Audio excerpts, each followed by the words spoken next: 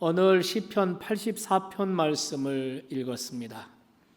이 시편의 표제에 보면 고라 자손의 시 이렇게 되어 있습니다.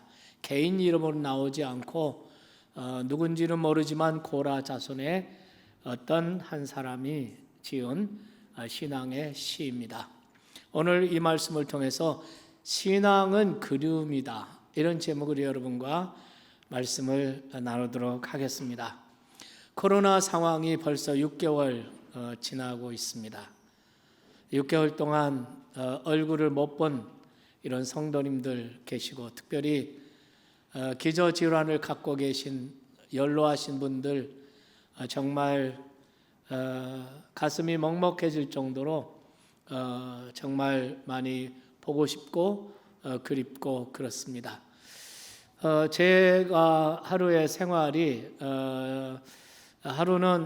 하루의 그 시작이 새벽 4시에 일어나서 집에서 개인 묵상을 하고 새벽 기도를 인도하기 위해서 교회를 나오는 것으로부터 저희 하루가 시작이 됩니다.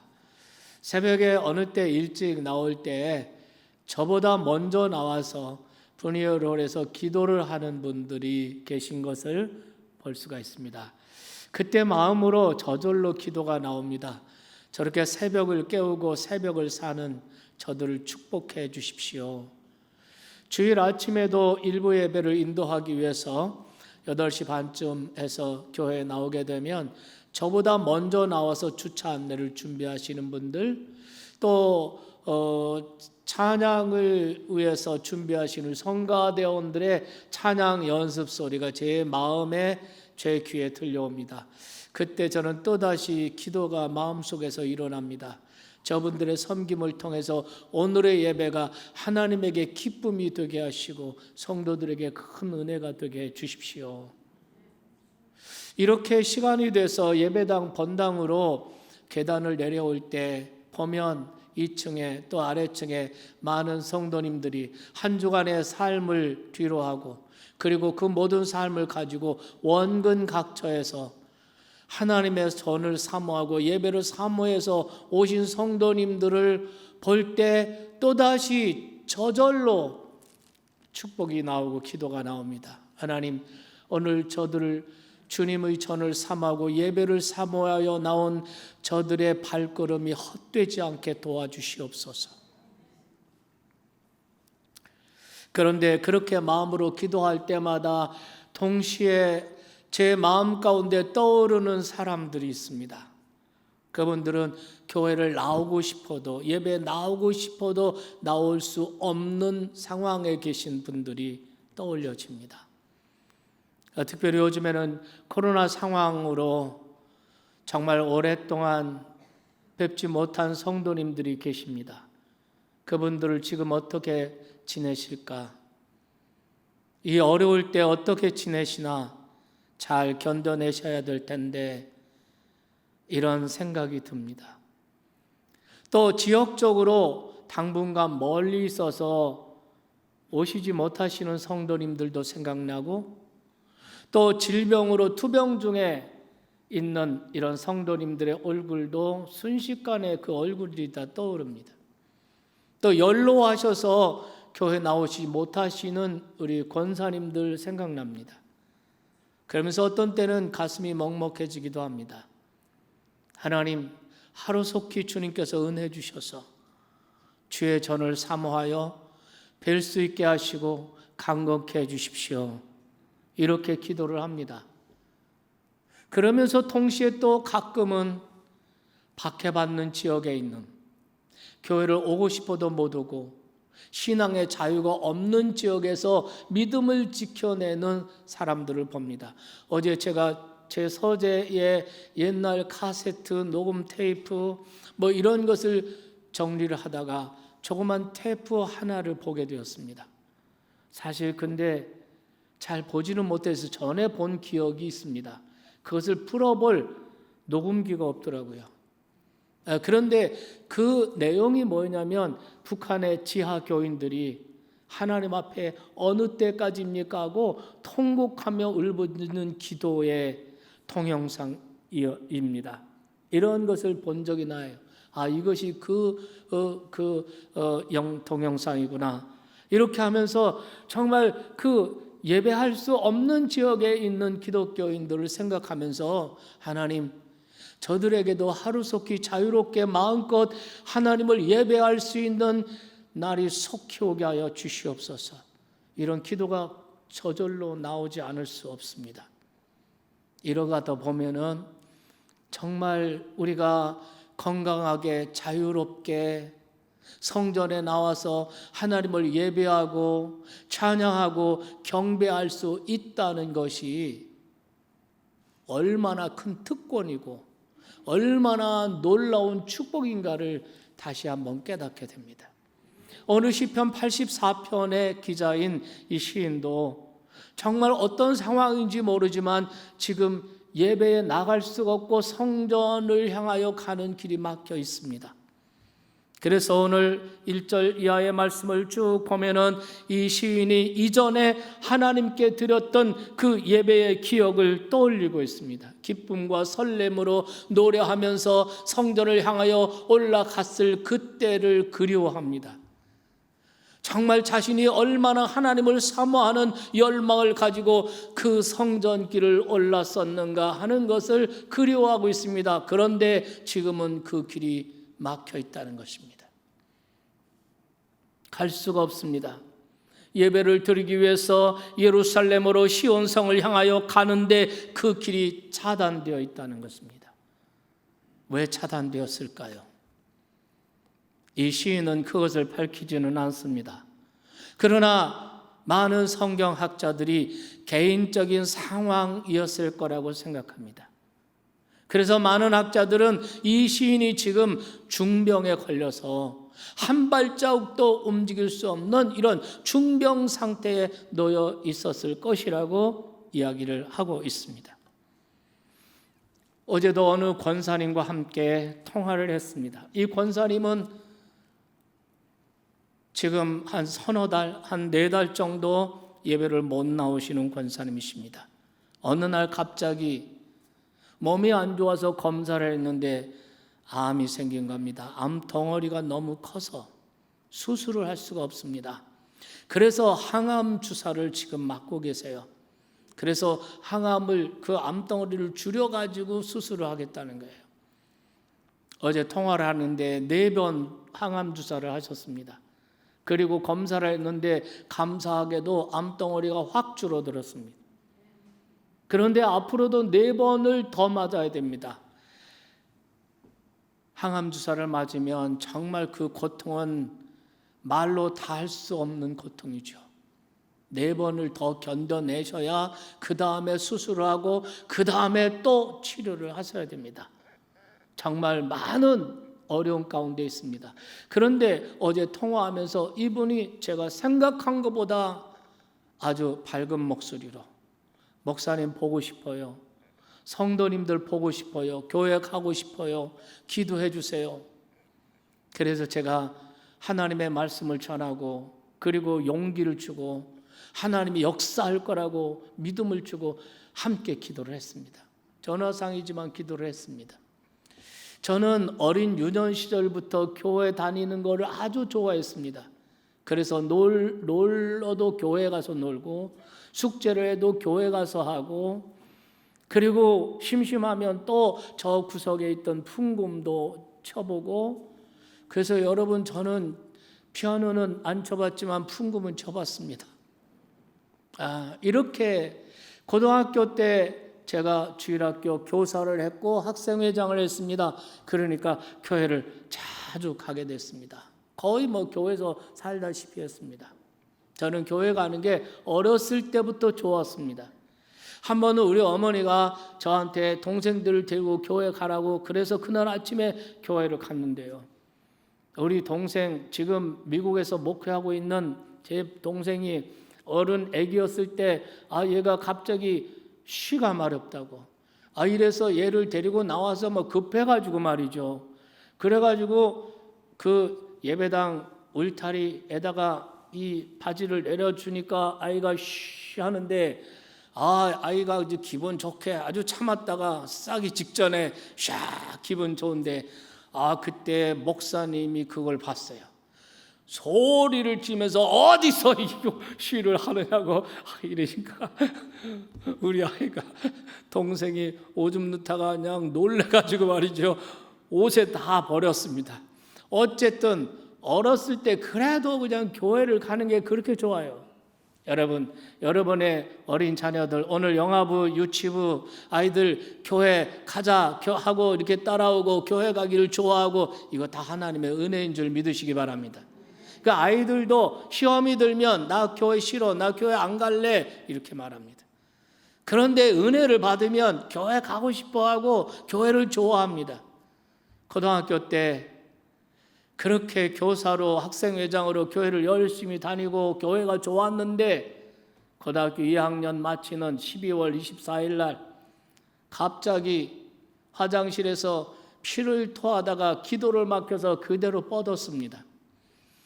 다행히 정말 기적적으로 친구들이 제가 올라오지 않으니까 이상하다 화장실 갔는데 뛰어내려와다 보니까 내가 그냥 쭉 뻗은 거예요. 깨보니까 병원이었습니다. 그로부터 4개월 동안 정말 저는 사경을 헤맸습니다. 18살 때입니다. 죽음의 그림자가 가까이 오는 것이 느껴집니다. 그런데 어느 날 불현듯 이렇게 죽으면 천국에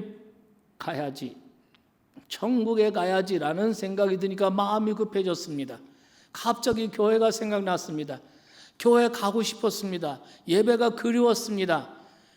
그런데 마침 그때 교회 부흥회를 한다는 말을 듣고 우리 어머니에게 부탁해서 교회 친구들이 왔습니다. 병든 몸이 교회로 실려왔습니다. 친구들의 부축을 받아서 마지막으로 교회에 온 겁니다.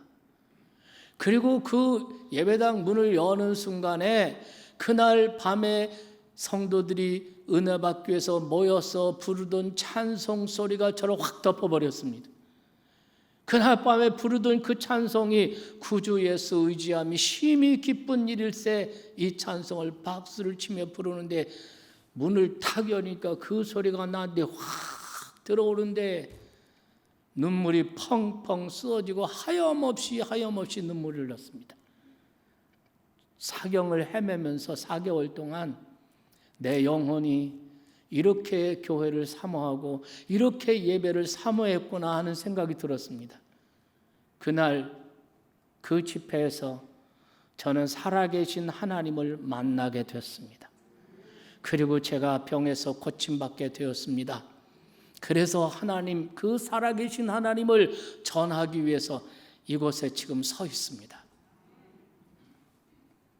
사랑하는 여러분, 시편 84편의 시인은 지금도 예배를 사모하고 주의 전을 사모하여 간절한 마음으로 가득하지만 개인적인 이러한 상황 때문에 갈 수가 없었습니다. 길이 막혀버린 것입니다. 여기 또 다른 시인의 고백도 있습니다. 시편 137편의 시인입니다. 1절 말씀에 보면 우리가 바벨론의 여러 강변 거기에 앉아서 시온을 기억하며 울었도다 이렇게 말하고 있습니다. 이거는 개인적인 상황이보다도 시대적인 역사적인 상황이 예루살렘 성전을 향하여 가는 길이 다 막혀버린 것입니다. 포로된 그들이 바벨론에 와서 바벨론 강가에 앉아서 예루살렘 성전을 바라보며 그리고 그때 하나님 앞에 예배하던 그 때를 추억하면서 눈물을 흘리고 울고 있었다는 것입니다. 여러분, 바벨론 강가에서 이런 찬양이 있습니다. 한번 여러분 유튜브에서 한번 찾아보세요. 바벨론 강가에서 우리가 그때 그곳에 있었죠. 그곳에서 예루살렘을 추억하며 눈물을 흘렸죠. 이런 가사의 찬송입니다. 그들이 그 바벨론 강가에 앉아서 예루살렘을 그리워하며 하나님의 전과 예배를 그리워하며 눈물을 흘립니다. 그러면서 5절에 보면 이렇게 말합니다. 예루살렘아, 내가 너를 잊을지언정 내 오른손이 그의 재주를 잊을지로다. 내가 예루살렘을 기억하지 아니하거나 내가 가장 즐거워하는 것보다 더 즐거워하지 아니할진대 내가 내 혀가 입천정에 붙을지로다 이렇게 말합니다. 자신의 오른손이 그 재주를 잊을지라도 나는 예루살렘을 잊을 수 없다는 겁니다. 만일 예루살렘보다 더 좋아하는 것이 내게 생겨서 그것으로 인해서 이 땅에서 희희낙낙하고 있을 거라면 차라리 내 혀가 입천장에 붙어서 어느 장애인이 되는 게 낫겠다는 것입니다. 예루살렘 성전을 향하여 하나님을 향한 그리움이 그의 노래 속에, 그의 이 시 속에 느껴지지 않습니까? 오늘 84편의 시인은 주님의 전을 너무나도 사모하고 너무나도 그리워한 나머지 자기 마음이 쇠약해지고 자기 영혼이 쇠약해졌다는 겁니다. 그래서 2절 보십시오. 내 영혼이 여호와의 궁정을 사모하여 쇠약하며 내 마음과 육체가 살아계시는 하나님께 부르짖나이다 그랬어요. 하나님의 전을 그리워하고 사모하는 그 시인의 마음이 이 구절에 잘 묻어있지 않습니까? 그는 성전을 향하여 너무나 가고 싶었지만 갈 수가 없었습니다.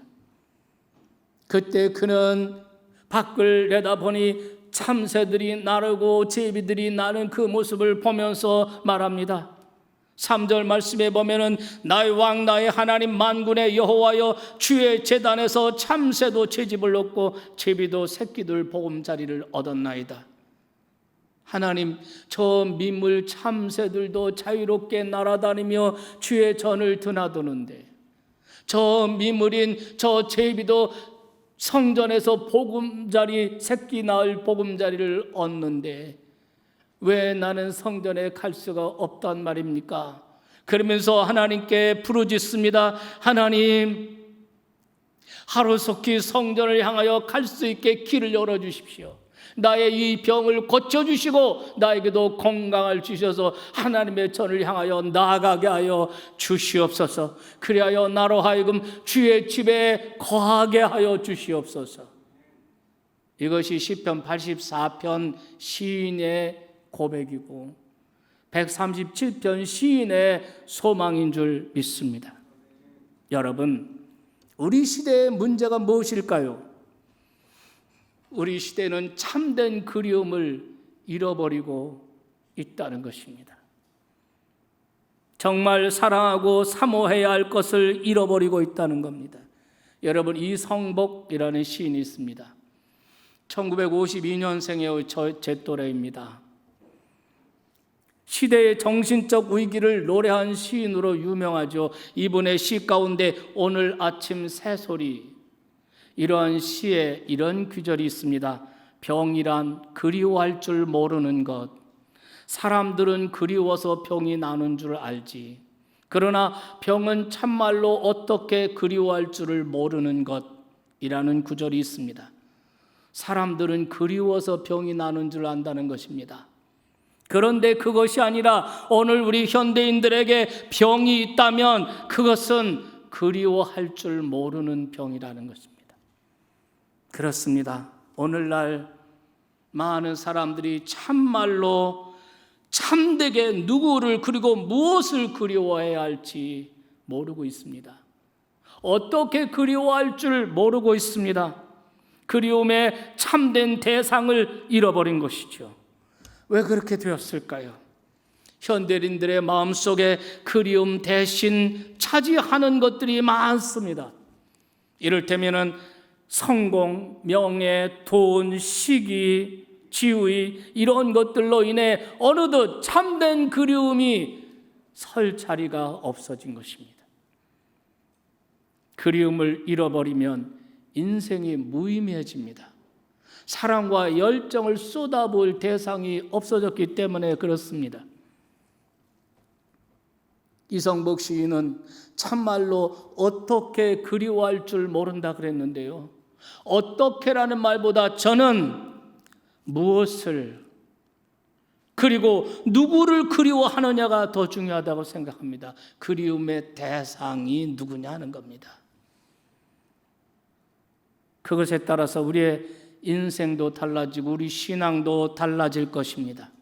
참된 그리움의 대상을 그리워하고 사모하고 그에 대한 열정을 가지고 살면 그는 복된 인생을 살 수가 있을 겁니다.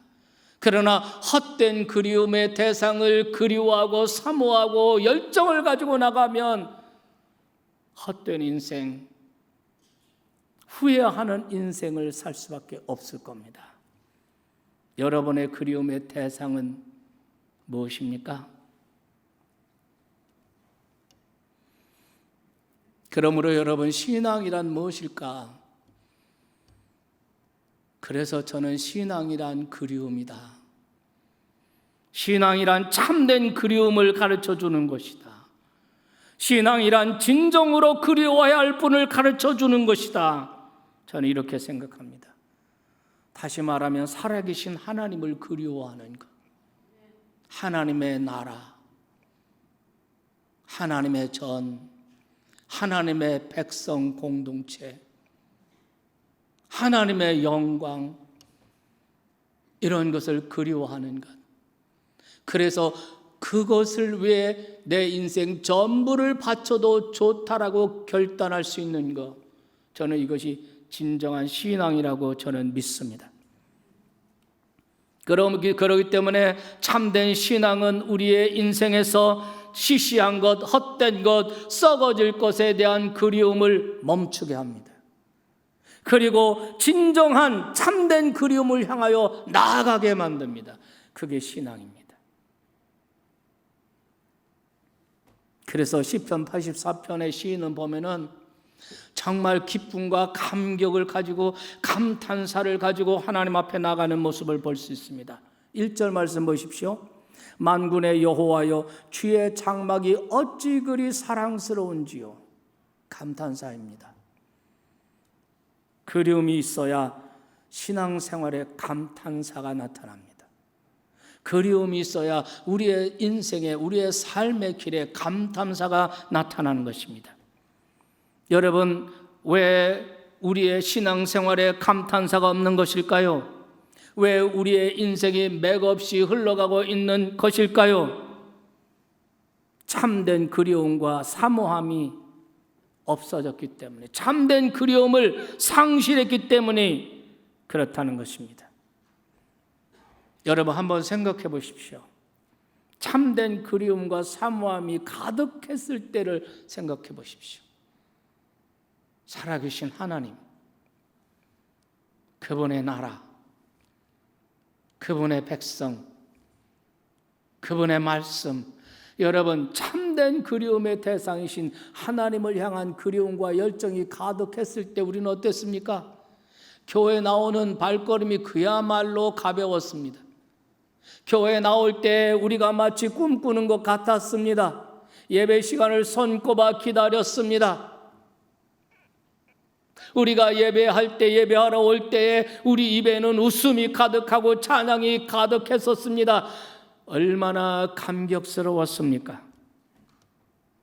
만군의 여호와여, 주의 장막이 어찌 그리 사랑스러운지요. 주의 장막이라고 말하고 있어요. 여기 주의 장막이 사랑스럽다. 시인이 사랑스럽다고 느끼고 감탄하고 있는 그 주의 장막이 무엇일까요? 단순히 성전 건물을 말하는 것이 아닐 것입니다. 성전 안에 살아계신 하나님이 계시고, 그리고 믿음의 성도들이 함께 예배할 수 있기에 그 성전을 사모하고 그리워하는 것이죠. 믿으시면 아멘 합시다. 그렇기 때문에 오늘 이 시편의 시인은 주의 성전을 사모해요. 1절에 주의 장막, 2절에 여호와의 궁정, 3절에 주의 제단, 4절에 주의 집이라고 말하고 있죠. 그걸 사모한다는 것입니다. 가고 싶어합니다. 그리워합니다. 이것이 바로 그의 신앙이었습니다. 그런데 여러분, 우리에게 이렇게 고백하면서도 우리 마음속에 질문이 있습니다. 그렇다면 살아계신 하나님께서 이 성전 안에만 계시는가? 그렇지는 않을 것입니다. 하나님은 온 우주를 창조하신 분이십니다. 그렇기 때문에 그분은 온 우주 안에 충만하십니다. 하나님은 어디나 계십니다. 어디나 존재하십니다. 그래서 우리는 어디서나 예배할 수 있습니다.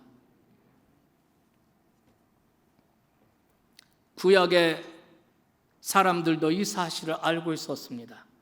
여러분, 이스라엘 역사에서 가장 어두운 시간, 그것은 아마 바벨론 포로 기간이었을 겁니다. 이스라엘 백성들은 포로로 끌려가고, 그리고 하나님이 거하신다고 믿었던 성전은 바벨론에 의해서 무너졌습니다. 그러자 이스라엘 백성들이 혼란과 당혹감 속에 빠졌습니다. 성전이 무너졌다. 그럼 하나님은 어디에 계신 거지? 바벨론 포로 생활을 겪으면서 이스라엘 백성들이 비로소 깨달았습니다.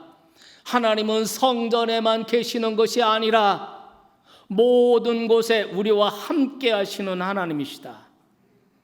그래서 바벨론 포로 그곳에서 그들이 하나님을 예배할 수 있었고, 그들이 하나님께 기도할 수 있었고, 믿으시면 아멘 합시다. 여러분, 솔로몬, 예루살렘의 성전을 지은 그 장본인이 솔로몬입니다. 솔로몬도 이 사실을 알고 있었습니다. 그래서 열왕기상 8장 27절에 보면은 두렵고 떨림으로 성전을 짓고 거기에서 이런 기도를 합니다. 하나님이 참으로 땅에 거하시리까? 하늘과 하늘이라도 주를 용납하지 못하겠거늘 하물며 내가 건축한 이 성전이오리까? 하늘의 하늘이라도 그 광대하신 하나님을 용납할 수 없는데 어찌 내가 이곳에 지은 이 조그만 성전, 이 건물 안에 하나님이 갇혀 있을 수가 있습니까? 어디 하나님이 여기만 계시겠습니까? 이렇게 얘기를 하고 있습니다. 하나님은 어디나 계십니다. 믿습니까? 우리 다 그렇게 고백하죠. 그렇기 때문에 여러분, 우리가 이러한 정말 이 코로나 상황에서 우리가 함께 모이는 것이 제한되어 있을 때 우리는 온라인을 통해서 하나님을 예배할 수가 있었습니다. 그것은 공간이 성전이 아니더라도 어느 곳이든, 그것이 우리의 일터든 우리의 가정이든 아니면 난리가 나고 전쟁이 나서 전쟁 한복판에서든 어디서나 우리는 하나님을 영과 진리로 예배할 수가 있고 어디서나 하나님 만날 수가 있는 줄 믿습니다. 그것을 이 시편 기자도 알고 있습니다. 구약의 성도들 알고 있습니다. 그런데 오늘 이 말씀을 보면은 이 솔로몬이 정말 어떻게 했습니까? 그러면서도 불구하고 솔로몬은 하나님의 약속의 말씀을 기억하고 그 말씀을 붙잡습니다. 우리가 열왕기상 8장 29절 이하에 보면은 주께서 전에 말씀하시기를 내 이름이 거기 있으리라 하신 곳 이 성전이라고 말하고 있습니다. 하나님께서는 솔로몬에게 약속하셨습니다. 너가 나를 위하여 성전을 건축하겠느냐? 그렇다면 내 이름을 거기에 두겠다. 그리고 나의 눈을 거기에 두고 내 마음을 두고 내 귀를 거기에 두겠다. 31절 이하의 말씀을 보면은 너에게 죄가 있어 전쟁에 패하게 되었을 때, 그리고 하늘이 닫히고 비가 없을 때, 기근이 오고 전염병이 돌 때, 무슨 재앙이나 질병이 있을 때 너희가 이 성전에 나와 나를 찾으면 내가 이곳에서 너를 만나고 너의 죄를 사하고 너의 땅을 고칠 것이다. 그렇게 약속해 주셨습니다. 하나님은 어디나 계십니다. 따라서 우리가 상황에 따라 어디서나 예배할 수 있어야 되고 예배해야 합니다. 그러나 그럼에도 불구하고 하나님은 약속해 주셨습니다. 내 마음을 이곳에 두겠다. 내 이름을 이곳에 두고 내 눈과 내 귀를 이곳에 두겠다. 너에게 죄가 있어 전쟁에 패했을 때, 너에게 죄가 있어 전염병이 돌 때, 너에게 죄가 있어 기근이나 질병이 임했을 때 너희가 이곳으로 와서 나를 찾으면 내가 너를 이곳에서 만나줄 것이다. 내가 너의 죄를 사해 줄 것이다. 내가 너를 고쳐줄 것이다. 여러분, 솔로몬은 그 약속의 말씀을 붙잡았습니다. 그리고 그가 하나님 성전을 봉헌하면서 이런 기도를 드리죠. 하나님, 우리가 여기에 와서 예배를 드리겠습니다. 이곳에 와서 기도드리겠습니다. 이곳에 와서 제물을 드리겠습니다. 그러면 그때 주는 그 간구함을 들으시되 주께서 계신 곳 하늘에서 들으시고 들으시사 사하여 주시옵소서. 네, 여러분, 오늘 하나님께서는 솔로몬이 지은 성전에 당신의 이름을 두시고 거기에 당신의 눈과 당신의 귀를 두시겠다고 약속하셨습니다. 오늘 시편 84편의 시인이 그래서 성전을 사모하는 겁니다.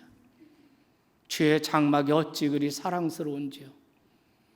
여호와의 궁정을 사모하여 쇠약하며 내 마음과 내 육체가 여호와께 부르짖나이다. 참새도 주의 제단에서 제 집을 얻고 제비도 주의 집에서 새끼들 보금자리를 얻었습니다. 이렇게 말하는 여기 주의 장막, 여호와의 궁정, 주의 제단, 주의 집, 이러한 것들이, 이 성전이 오늘날은 무엇입니까? 오늘날 이 신약시대에 주의 성전이 어디입니까? 무엇입니까? 하나님이 이름을 두시고 하나님의 눈과 귀를 두시는 것이 어디입니까? 여러분, 오해하지 마세요. 그것이 예배당 건물이 아니라는 겁니다. 그러면 무엇입니까? 무엇이 오늘날 여호와의 궁정이고 주의 제단이고 하나님의 이름을 두신 곳이 어디입니까? 그것은 바로 예수를 믿고 구원받은 하나님 백성들의 공동체, 예수 그리스도의 이름으로 모이는 교회 공동체를 말하는 것입니다. 다시 말하면 오늘 여기 예수님의 이름으로 모여서 하나님을 예배하는 우리들 가운데 하나님께서는 당신의 이름을 두시고 당신의 눈과 귀를 두시고 내가 그곳에 함께 하겠다고 약속하신 것입니다. 그래서 예수님의 말씀 기억하시죠? 너희가 나의 이름으로 두세 사람이 모인 그곳에 나도 함께 하겠다. 믿으시면 아멘 합시다. 여러분, 교회란 무엇입니까? 교회란 건물이 아니라 예수님의 피로 값주고 사신 구원받은 하나님의 사람들의 모임인 것입니다. 그래서 우리가 이 모임을 사모하는 거예요. 그래서 우리가 이 모임, 이 예배를 향하여 나오는 것입니다. 시편 84편의 시인은 바로 그 하나님 백성들의 모임을 사모하고 그리워하고 그래서 몸이 상할 정도가 되었다고 했습니다. 그만큼 하나님을 향한 열망이 있었다는 겁니다. 그만큼 주님을 그리워한다는 것입니다. 그만큼 예배를 사모한다는 것입니다. 사랑하는 성도 여러분, 그렇기 때문에 우리는 주일마다 상황이 어떠하든지 주일마다 감탄사를 가지고 주님 앞에 나오시기를 주의 이름으로 축원합니다. 그러면 하나님 우리에게 약속해 주십니다. 새 생명을 주시겠다고 약속하십니다. 우리가 주께 힘을 얻게 된다고 했습니다. 우리의 앞에 시온의 대로처럼 열어주신다고 약속해 주셨습니다. 5절 말씀을 보십시오. 주께 힘을 얻고 그 마음에 시온의 대로가 있는 자는 복이 있나이다. 이어지는 7절 말씀을 보십시오. 그들은 힘을 얻고 더 얻어 나아가 시온에서 하나님 앞에 각기 나타나리이다. 여러분, 우리가 왜 주님의 전에 나오면 힘을 얻는 것입니까? 왜 우리가 하나님의 백성들이 모여서 하나님을 예배하고 하나님의 말씀을 듣는 이 자리에 오면 용기를 얻고 힘을 얻고 치유를 받고 왜 이렇게 되는 것입니까?